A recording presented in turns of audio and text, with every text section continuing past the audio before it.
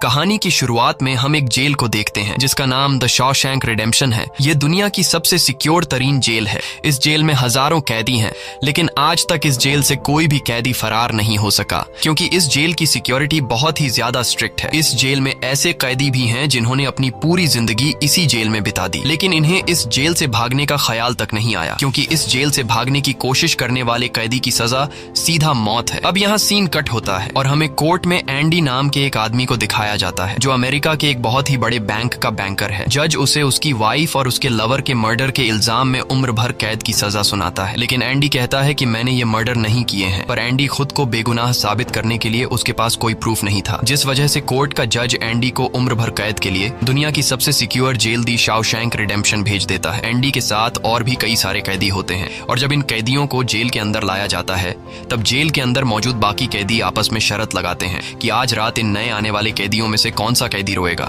और इसके लिए ये लोग एक डिब्बी सिगरेट की शर्त लगाते हैं। ये लोग बाहर लाइन से खड़े नए आने वाले कैदियों में से एक एक कैदी को चुन लेते हैं। तब रेड नाम का एक कैदी एंडी पर दांव लगाता है क्योंकि उसे लगता है कि एंडी बहुत ही मासूम है और वो बहुत ही अमीर घर का है जिसने कभी तकलीफ नहीं झेली, इसलिए उसे लगता है कि वो आज रात सबसे पहले रोएगा। इसके बाद सभी कैदियों को लाइन से जेल के अंदर लाया जाता है और हर एक कैदी को उसके सेल में बंद कर दिया जाता है। कुछ देर बाद रात हो जाती है और तब पुराने कैदी नए आने वाले कैदियों पर चिल्लाने लगते हैं ताकि उनमें से कोई डर जाए और रोने लगे, और ऐसा ही होता है। इन नए आने वाले कैदियों में से एक कैदी फूट फूट कर रोने लगता है और कहता है कि मुझे घर जाना है। तब वहाँ गार्ड आते हैं और उसे रोने से मना करते हैं, लेकिन जब वो आदमी रोना बंद नहीं करता तब गार्ड उसे सेल से बाहर निकालकर इतना पीटते हैं कि वह बेहोश हो जाता है। दूसरी तरफ रेड एंडी पर लगाया हुआ दांव हार जाता है और रेड समझ जाता है कि एंडी बहुत ही स्ट्रांग है क्योंकि इतना डराने के बावजूद उसने एक आवाज तक नहीं की। इसलिए अगले दिन रेड अपने साथी को सिगरेट का एक डिब्बा दे देता है क्योंकि रेड एंडी पर लगाया हुआ दांव हार चुका था। तभी हम एंडी को देखते हैं जो अकेला चुपचाप ब्रेकफास्ट कर रहा होता है। तब एंडी की मुलाकात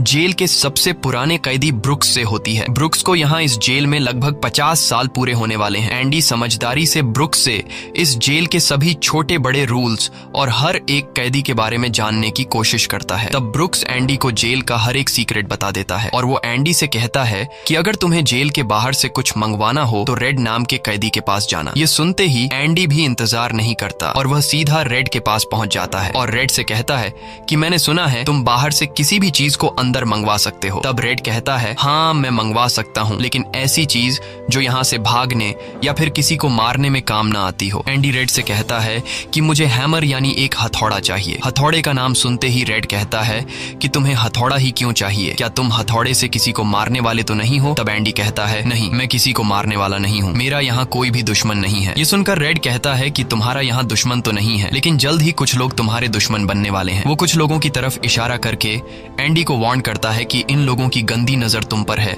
इसलिए इनसे बच कर रहना। अगले दिन एंडी के कहने पर रेड उसके लिए हैमर मंगवा देता है और जब वो हथौड़ा देखता है तो रेड हंसने लगता है क्योंकि हथौड़ा साइज में बहुत ही छोटा होता है और रेड मन ही मन सोचता है कि इस हथौड़े से जेल में सुरंग बनाने में 600 साल लग जाएंगे। इसके बाद रेड ब्रुक्स के जरिए एंडी के सेल तक हथौड़ा पहुंचा देता है। ऐसे ही दिन बीतते हैं और एक दिन जब एंडी लॉन्ड्री में काम कर रहा होता है तब वो 3 लोग जिनकी एंडी पर गंदी नजर होती है वो एंडी को पकड़ लेते हैं। एंडी उनसे अपने आप को छुड़ाने की कोशिश करता है पर 3 लोगों को वह अकेले कंट्रोल नहीं कर पा रहा था, इसलिए ये तीनों पहले एंडी को खूब पीटते हैं और फिर एंडी के साथ गलत करते हैं। यह सिलसिला इसी तरह चलता रहता है। ये लोग हमेशा एंडी को पकड़ते और फिर उसे मारकर उसके साथ गलत करते रहते। इस तरह से 2 साल बीत जाते हैं और एक अनाउंस होता है कि छत की मरम्मत के लिए कुछ लोगों की जरूरत है। यहाँ कैदियों की एक टीम छत के काम के लिए तैयार हो जाती है जिसमें रेड और एंडी भी शामिल होते हैं। ये लोग सब अपने काम पर लग जाते हैं और छत पर उनकी देखभाल की जिम्मेदारी एक बहुत ही सख्त सिक्योरिटी गार्ड की होती है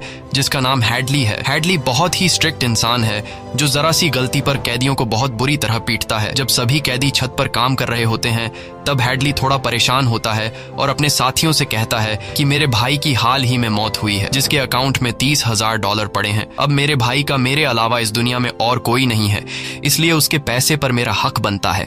लेकिन परेशानी की बात यह है कि जब मैं इन $30,000 को अपने अकाउंट में ट्रांसफर करूंगा तब सरकार मुझसे टैक्स के रूप में सारे पैसे ले लेगी। हैडली जब अपने साथियों से यह बातें कर रहा था तब एंडी भी इसकी सारी बातें सुन लेता है। एंडी जो कि एक बहुत बड़ा बैंकर है, उसे पता था कि इन पैसों को बिना गवर्नमेंट को टैक्स दिए कैसे निकाला जा सकता है। इसके बाद एंडी बिना सोचे हैडली के पास जाता है और उससे कहता है कि क्या तुम अपनी बीवी पर भरोसा करते हो? ये बात सुनते ही हैडली को गुस्सा आ जाता है और वह एंडी को पकड़कर छत के किनारे ले जाता है, लेकिन उसे नीचे फेंकने से पहले एंडी उसे बताता है, अगर तुम अपनी बीवी पर भरोसा करते हो कि वह तुम्हें धोखा नहीं देगी तो तुम आसानी से अपने भाई के पैसे अपनी वाइफ के अकाउंट में ट्रांसफर कर सकते हो, वह भी बिना टैक्स दिए, क्योंकि गवर्नमेंट का एक रूल है कि कोई भी इंसान अपनी पत्नी को पूरे जीवन में $60,000 तक गिफ्ट कर सकता है और इन पैसों पर कोई टैक्स नहीं लगता। और एंडी यह भी कहता है कि अगर तुम बाहर से किसी लॉयर को रखोगे तो वह तुमसे बहुत ज्यादा पैसे चार्ज करेगा, लेकिन मैं ये काम तुम्हारे लिए फ्री में कर सकता हूँ। तब हैडली पूछता है, बदले में तुम्हें क्या चाहिए? इस पर एंडी मुस्कुराते हुए कहता है, मुझे कुछ नहीं चाहिए, जब तुम्हारा काम हो जाए तुम बस मेरे सारे दोस्तों को बियर पिला देना। और अगले दिन सभी कैदी छत पर बैठकर बियर का मजा ले रहे होते हैं, यानी एंडी ने हैडली का काम कर दिया था। लेकिन एंडी बियर नहीं पीता, वह एक कोने में बैठकर सभी को बियर पीते देखकर खुश होता है। एंडी के साथी भी उससे बहुत खुश होते हैं क्योंकि जेल में बियर पीना ऑलमोस्ट इम्पॉसिबल था, लेकिन एंडी की वजह से उनकी यह इच्छा पूरी हुई। फिर समय ऐसे ही बीतता है और एंडी और रेड की दोस्ती गहरी हो जाती है। कुछ दिन बाद जेल में सभी कैदियों को फिल्म दिखाई जाती है और सभी लोग रीटा हेवर्थ की फिल्म देख रहे होते हैं। तब एंडी रेड के पास आकर कहता है, मुझे रीटा हेवर्थ का एक बड़ा पोस्टर चाहिए। एंडी रेड से इसलिए पोस्टर मांगता है क्योंकि पूरे जेल में एक रेड ही था जो बाहर से किसी भी चीज को मंगवा सकता था। इसके बाद एंडी बाहर निकलता है, लेकिन जैसे ही वह बाहर आता है वहाँ वही 3 लोग खड़े होते हैं जो एंडी के साथ गलत करते थे। वह एंडी से कहते हैं, चलो हमारे साथ, लेकिन इस बार एंडी मना कर देता है। एंडी के मना करने पर वो लोग उसे पकड़ लेते हैं और उसके साथ जबरदस्ती करने की कोशिश करते हैं, लेकिन एंडी भी उनका मुकाबला करता है। पर वो लोग 3 होते हैं, जिस वजह से वो एंडी को बहुत ही बुरी तरह से पीटते हैं। पर आज ये लोग एंडी के साथ कुछ कर नहीं पाते, लेकिन एंडी को ये लोग इतना मारते हैं कि एंडी 1 महीने के लिए अस्पताल में चला जाता है और साथ ही वो आदमी जिसने एंडी को मारा होता है उसे 1 हफ्ते के लिए काल कोठरी में डाल दिया जाता है। 1 हफ्ते बाद जब वो वापस अपने सेल में आता है तो वहां पर वही ऑफिसर होता है जिसका एंडी ने $30,000 का टैक्स बचाया था। और इस ऑफिसर को किसी ने बता दिया था कि एंडी को इस आदमी ने इतना मारा है कि वो बेचारा 1 महीने के लिए अस्पताल में चला गया है। अब यहाँ वो ऑफिसर उस आदमी को इतनी बुरी तरह से मारता है कि वो हमेशा के लिए पैरालाइज हो जाता है। 1 महीने बाद जब अस्पताल से एंडी वापस अपने सेल में आता है तब उसे अपने सेल में रीटा हेवर्थ का एक बड़ा पोस्टर मिलता है जो कि असल में एक वेलकम गिफ्ट होता है रेड की तरफ से। इस तरह से दिन गुजरते हैं और एक दिन जेल का वार्डन सिक्योरिटी गार्ड के साथ एंडी के सेल में आता है और उसके सेल की तलाशी करवाता है। सेल की चेकिंग लेने के बाद जब वार्डन को कुछ नहीं मिलता तब वार्डन की नजर सामने लगे पोस्टर पर पड़ती है। वार्डन कहता है कि वैसे तो मैं सेल में पोस्टर अलाउ नहीं करता, पर तुम इसे अपने सेल में लगा सकते हो। दरअसल तलाशी तो एक बहाना होता है। वार्डन को इस ऑफिसर ने बताया था कि किस तरह से एंडी ने उसका $30,000 का टैक्स बचाया, इसीलिए वार्डन अपने फायदे के लिए एंडी से मिलना चाहता था। एंडी के हाथ में बाइबल होती है जिसे वह ले लेता है और बाइबल को लेकर वह यहाँ से निकल जाता है। पर कुछ ही दूर जाने के बाद वह वापस लौट कर आता है और उसके हाथ में जो एंडी की बाइबल होती है वह उसे लौटाते हुए कहता है कि मुक्ति इसी में है। अगले दिन वार्डन एंडी को अपने ऑफिस में बुलाता है और कहता है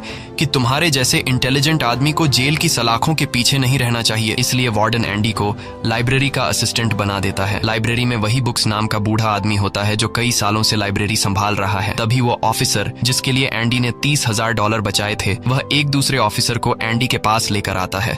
असल में उसे ITAR का मसला था जिसे कुछ ही मिनटों में एंडी भर देता है, जिस वजह से पूरे जेल में एंडी के चर्चे होने लगते हैं। जैसे जैसे साल बीतते हैं एंडी के पास काम बढ़ता चला जाता है, जिस वजह से एंडी को अपने पास एक असिस्टेंट की जरूरत पड़ती है और वो अपना असिस्टेंट अपने सबसे अच्छे दोस्त रेड को बनाता है। एक दिन लाइब्रेरी में ब्रुक्स एक कैदी के गले पर चाकू रख देता है और वो उसे बिना वजह मारने की धमकी देता है। असल में सरकार ने उसकी सजा माफ कर दी है, पर वो इस जेल को छोड़कर नहीं जाना चाहता। आज उसे इस जेल में पूरे 50 साल हो चुके हैं। उसकी पूरी जिंदगी इसी जेल में बीत गई है और वो बिल्कुल भूल चुका है कि बाहर की दुनिया कैसी है।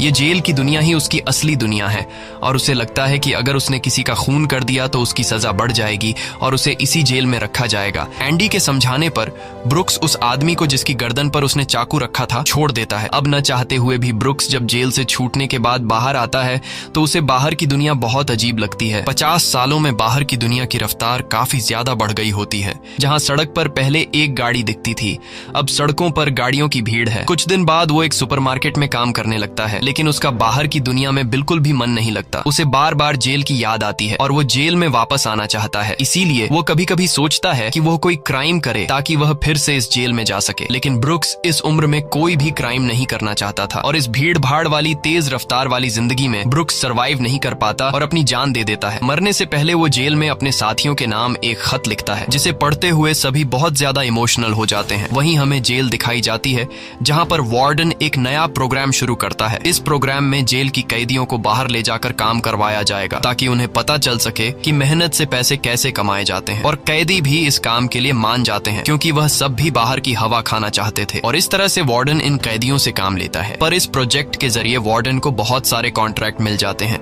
क्योंकि जेल के कैदियों की लेबर बहुत सस्ती होती है और जो बाहर की लोकल कंस्ट्रक्शन लेबर की टीम होती है उन्हें कहीं पर भी काम नहीं मिलता, क्योंकि वार्डन उनका काम आधी कीमत पर अपने कैदियों से करवाता है। और वार्डन आधी कीमत पर काम इसलिए करता है क्योंकि कैदी कोई लेबर तो थे नहीं जिनको वार्डन दिहाड़ी दे पाता। इसलिए वार्डन फ्री में कैदियों से काम करवाकर बहुत सारा पैसा कमाने लगता है और उसका यह पैसा ब्लैक का होता है। लेकिन एंडी एक बैंकर होने की वजह से वार्डन का सारा ब्लैक मनी व्हाइट में बदल देता है। दरअसल एंडी इन पैसों को एक ऐसे आदमी के नाम पर जमा करता है जो इस दुनिया में है ही नहीं, और वह उसके अकाउंट में सारा पैसा ट्रांसफर कर देता है ताकि अगर कल को पुलिस को पता भी चल जाए तो पुलिस एक ऐसे आदमी को ढूंढ रही होगी जो इस दुनिया में कभी पैदा ही नहीं हुआ। अब यहाँ जेल में एक नया कैदी आता है जिसका नाम टॉमी है। टॉमी बहुत यंग होता है और वह इस छोटी सी उम्र में कई सारी जेलों में जा चुका है। टॉमी एक बहुत ही फ्रेंडली नेचर का था, इसलिए उसकी जल्द ही जेल में बहुत से कैदियों से दोस्ती हो जाती है। एक दिन खाने की टेबल पर टॉमी सबसे कहता है कि मैं पिछले कई सालों से चोरी कर रहा हूँ, इसलिए मैं यहाँ की कई सारी जेलों में जा चुका हूँ और इस बार भी मैं चोरी की वजह से इस जेल में आया हूँ। टॉमी की बात सुनते हुए एंडी उसे कहता है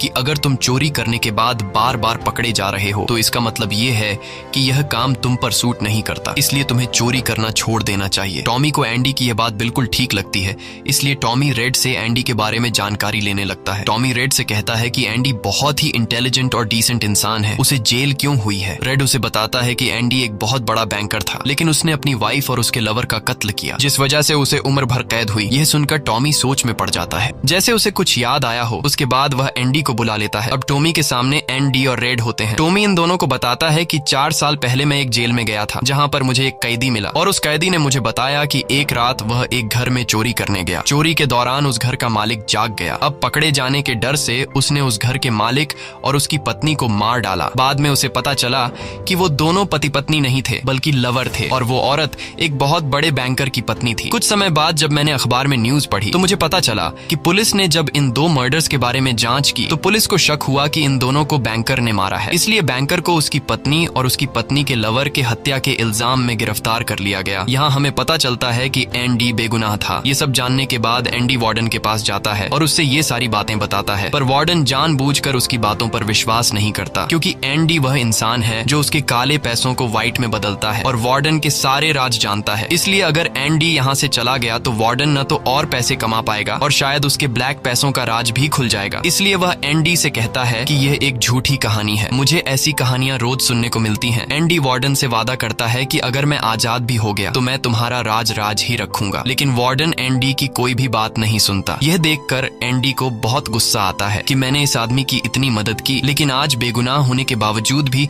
मुझे यह बाहर नहीं जाने दे रहा। इसलिए एंडी वार्डन पर चिल्ला पड़ता है। तब वार्डन एंडी को 1 महीने के लिए काल कोठरी में डाल देता है और उसके बाद वह सीधे टॉमी के पास जाता है और वार्डन टॉमी से पूछता है कि क्या तुमने जो बातें एंडी को बताई हैं वह सारी सच हैं। टॉमी कहता है हाँ ये बिल्कुल सच है। इसके बाद वह टॉमी से कहता है कि क्या अगर तुम्हें कोर्ट में बुलाया जाए तो तुम कोर्ट में इस बात की गवाही दे सकते हो। तब टॉमी कहता है हाँ मैं इसके लिए तैयार हूँ। यह सुनते ही वार्डन ऊपर गार्ड को इशारा करता है और वह गार्ड टॉमी को गोलियों से छलनी कर देता है। इसके बाद वार्डन एंडी के पास जाता है और उसे कहता है कि टॉमी ने भागने की कोशिश की थी इसलिए उसे गोली मार दी गई। लेकिन एंडी समझ जाता है कि टॉमी को क्यों मारा गया और एंडी मन ही मन सोचता है कि वार्डन बहुत ही घटिया इंसान है। एंडी वार्डन से कहता है कि आज के बाद मैं तुम्हारा काम कभी नहीं करूंगा। तब वार्डन कहता है कि मेरा काम तो तुम्हें ही करना पड़ेगा, वरना मैं यह जेल तुम्हारे लिए नरक बना दूंगा। और जाते हुए वार्डन सिक्योरिटी गार्ड से कहता है कि उसे 1 और महीने के लिए काल कोठरी में रखो। काल कोठरी एक बहुत ही खौफनाक जगह थी जहाँ काले अंधेरों में कैदी को पूरे 1 महीने रहना पड़ता था। अब एंडी इस काल कोठरी में 1 महीना तो बिता चुका था, लेकिन अब उसे 1 और महीना उसी अंधेरे वाले छोटे से कमरे में बिताना पड़ेगा। बाहर पूरे जेल में यह खबर फैल जाती है कि एंडी उस गुनाह की सजा काट रहा है जो उसने कभी किया ही नहीं था। जेल के अंदर मौजूद सभी कैदियों को एंडी के लिए बहुत दुख होता है। अब काल कोठरी में पूरे 2 महीने गुजारने के बाद जब एंडी बाहर आता है तो रेड उसके पास आता है। एंडी रेड से पूछता है कि क्या तुम कभी इस जेल से बाहर निकल पाओगे? रेड कहता है हाँ, लेकिन तब जब मैं बहुत बूढ़ा हो गया होऊंगा और मेरा दिमाग काम करना बंद कर देगा। एंडी कहता है कि मैं यहाँ से निकलकर मेक्सिको जाऊंगा। मेक्सिको में समुद्र किनारे एक बहुत खूबसूरत जगह है। कहा जाता है कि इंसान अपने आप को वहाँ खो देता है। मैं वहाँ अपना एक रेस्टोरेंट खोलूंगा, समुद्र किनारे अपनी नाव की रिपेयर करूंगा और वहाँ मुझे एक जोगाड़ी आदमी की जरूरत पड़ेगी जो मेरे लिए बाहर से सामान लाया करेगा। असल में वह रेड की तरफ इशारा कर रहा था। रेड ये सुनकर कहता है कि उम्मीद बहुत खतरनाक चीज होती है, ये इंसान को पागल तक कर देती है। तुम्हें सच्चाई की दुनिया में वापस लौटना होगा। मेक्सिको यहाँ से बहुत दूर है। ये कहकर रेड वहाँ से जाने लगता है, लेकिन जाने से पहले एंडी रेड से कहता है कि वादा करो कि अगर तुम कभी यहाँ से रिहा हुए तो मेरा एक काम करोगे। रेड कहता है हाँ, मैं जरूर करूंगा। तब एंडी रेड को एक एड्रेस बताता है और कहता है कि जब भी तुम यहाँ से छूट जाओ तो उस जगह जाना जहाँ एक बड़े मैदान के बीच एक खूबसूरत पेड़ है। उसी पेड़ के नीचे मैंने अपनी वाइफ को प्रपोज किया था। वह रेड से कहता है कि उसी पेड़ के नीचे एक दीवार के अंदर तुम्हें काले रंग का पत्थर मिलेगा जिसके नीचे मैंने एक बॉक्स छिपाया है, और जब भी तुम रिहा हो जाओगे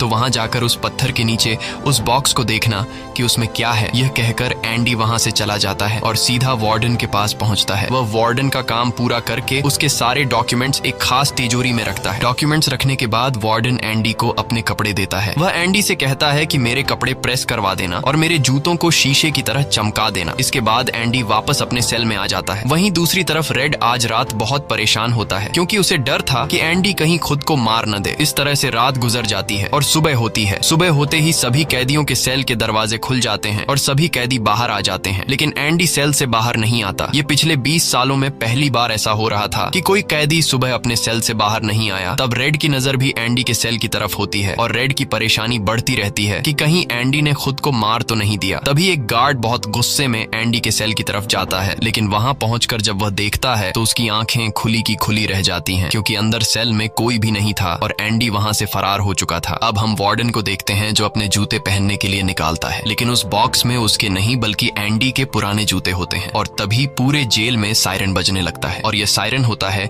किसी कैदी के भागने का। वार्डन तेजी से एंडी के सेल में जाता है और वहां वह देखता है कि एंडी नहीं है। इसके बाद वह सिक्योरिटी गार्ड से कहता है कि जाओ और रेड को बुलाकर लाओ क्योंकि वह हमेशा एंडी के साथ रहता था। यहाँ पर रेड को भी बुलाया जाता है। वार्डन रेड से पूछता है कि यह एंडी कहाँ है। रेड कहता है कि मुझे क्या पता। इस बात पर वार्डन को बहुत गुस्सा आता है। वह कहता है क्या वह कोई भूत था जो रातों रात यहाँ से गायब हो गया। गुस्से में वार्डन वहाँ पड़े पत्थर उठाता है और उनसे गार्ड्स और रेड को मारने लगता है और एक पत्थर वह उस पोस्टर पर भी मारता है जो दीवार पर लगा होता है, पर पत्थर टकराकर नीचे नहीं गिरता बल्कि पोस्टर के आर पार हो जाता है। और जब वार्डन उसके अंदर हाथ डालता है तो देखता है कि एंडी ने वहाँ एक बहुत बड़ी सुरंग बना रखी थी जिसे देखकर सब हैरान हो जाते हैं क्योंकि यह दीवार बहुत मजबूत होती है। बिना मशीन के इस दीवार में सुरंग बनाना लगभग नामुमकिन था, पर एंडी ने नामुमकिन को मुमकिन कर दिखाया और यहाँ से फरार हो गया। इसके बाद सभी गार्ड्स वहाँ जाते हैं जहाँ से एंडी बाहर निकला था। वहाँ उन्हें एंडी के पुराने कपड़े और वह हथौड़ी मिलती है जो आज से 20 साल पहले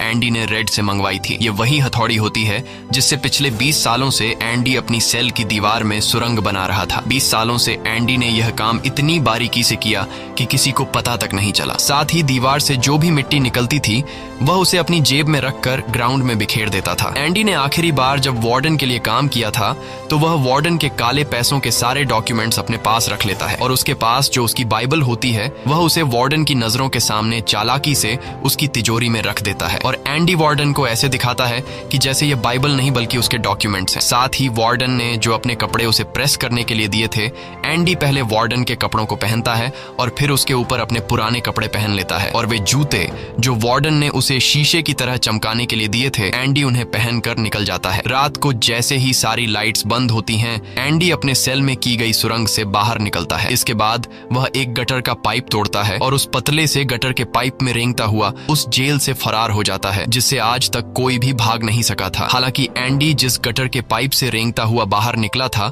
वह लगभग 2 किलोमीटर लंबा था। अगली सुबह एंडी उस बैंक में जाता है जहां पर वार्डन का सारा ब्लैक पैसा होता है। ये पैसे एक ऐसे आदमी के नाम पर होते हैं जो इस दुनिया में है ही नहीं। ये सारा डॉक्यूमेंट्स का खेल एंडी ने ही तो बनाया था और बैंक में उस अकाउंट के ओनर का जो सिग्नेचर था वह जेल से एंडी किया करता था। इसलिए एंडी को वार्डन का सारा पैसा निकालने में कोई मुश्किल नहीं होती। एंडी के पास उस आदमी के नाम के सारे डॉक्यूमेंट्स होते हैं, इसलिए एंडी बैंक्स में जाकर सारे पैसे निकाल लेता है और ये पैसे होते हैं $3,70,000। यानी कि एंडी न केवल आजाद हुआ बल्कि वह पैसों से माला माल भी हुआ। और यहाँ हमें पता चलता है कि एंडी जिस दिन से उस जेल में एंटर हुआ था उसी दिन से वह इस काम की प्लानिंग कर रहा था। वार्डन ने एंडी के साथ जेल में बहुत बुरा सलूक किया था और उसने टॉमी को भी मार दिया था, इसलिए वह वार्डन के काले पैसों के सबूत मीडिया को देता है। अगली सुबह यह खबर न्यूज़पेपर में छप जाती है और जब वार्डन तिजोरी खोलकर देखता है तो उसमें उसके डॉक्यूमेंट्स नहीं बल्कि बाइबल होती है। बाइबल के पहले पेज पर एंडी ने लिखा होता है कि तुमने सही कहा था, मुक्ति इसी में है। और जब वार्डन पेज पलटता है तो वह देखता है कि वहां पर हथौड़ी का एक निशान होता है। दरअसल एंडी ने बाइबल के पेजेस को हथौड़ी की शेप में काटकर एक सांचा बनाया हुआ था जिसके अंदर वह अपनी हथौड़ी छिपाया करता था। और आज से 20 साल पहले जब वार्डन पहली बार एंडी की सेल में गया था और उसने एंडी की बाइबल उसके हाथ से लेकर वापस उसे लौटा दी थी, उस समय भी वह हथौड़ी उसी बाइबल के अंदर थी। यह देखकर वार्डन को एक बहुत बड़ा झटका लगता है। दूसरी तरफ वार्डन के काले पैसों की खबर पूरे शहर में फैल चुकी थी, इसलिए जेल के बाहर रिपोर्टर्स और पुलिस वार्डन को गिरफ्तार करने के लिए आ रही होती है। और इससे पहले कि पुलिस उसे गिरफ्तार करती, वार्डन अपने आप को गोली मार देता है। कुछ समय बीतने के बाद एंडी के दोस्त रेड की सजा भी माफ कर दी जाती है और उसे गवर्नमेंट की तरफ से एक नौकरी भी दिलाई जाती है। पर बाहर की दुनिया में रेड का दिल बिल्कुल नहीं लगता क्योंकि उसने अपनी जिंदगी के 40 साल जेल में गुजारे थे। रेड भी उसी कमरे में रहता है जहां पर ब्रुक्स रहा करता था और रेड भी अपनी जान देना चाहता है, पर तभी उसे याद आता है कि उसने एंडी से वादा किया था। इसके बाद वह उस जगह के लिए गाड़ी में रवाना हो जाता है और वह उस बड़े घास के मैदान में जाता है